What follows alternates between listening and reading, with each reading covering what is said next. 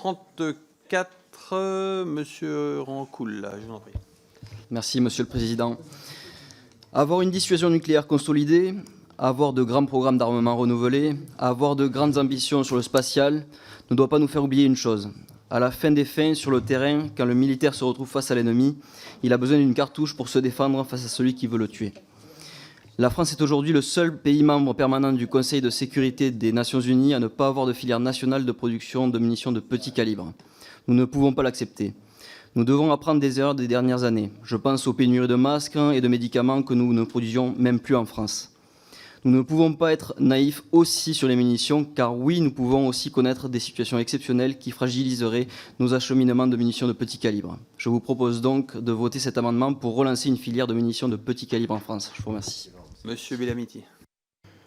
Oui, merci Monsieur le Président. Chers collègues, vous avez raison, c'est un sujet important. La relocalisation de certaines filières critiques pour l'approvisionnement de nos armées est un sujet important et est une exigence notamment de la loi de programmation militaire. Et les munitions de petit calibre font partie de ces filières stratégiques que nous devons relocaliser. C'est d'ailleurs la raison pour laquelle notre commission avait amendé le rapport annexé de la loi de programmation militaire en ce sens. Néanmoins, aujourd'hui, il est prématuré d'inscrire au projet de loi de finances 2024 ce sujet, principalement d'ailleurs dans le programme 146, puisque c'est un sujet qui mérite des travaux, enfin qui nécessite des travaux structurels, notamment en lien avec les industriels, et qui ne se démarre pas, qui ne se redémarre pas par un trait de plume sur un programme aussi important que le 146. Donc c'est une demande de retrait, en vous rassurant quand même sur le fait que c'est dans la LPM, c'est un sujet qui est inscrit, qui doit être suivi, mais qui ne doit pas passer par un amendement dans le programme 146. Donc demande de retrait et à défaut défavorable. Merci, Monsieur Rancoul. Merci, Monsieur le Président. Monsieur le rapporteur, vous savez que j'ai fait une mission sur nos stocks de munitions avec notre collègue Vincent Bru.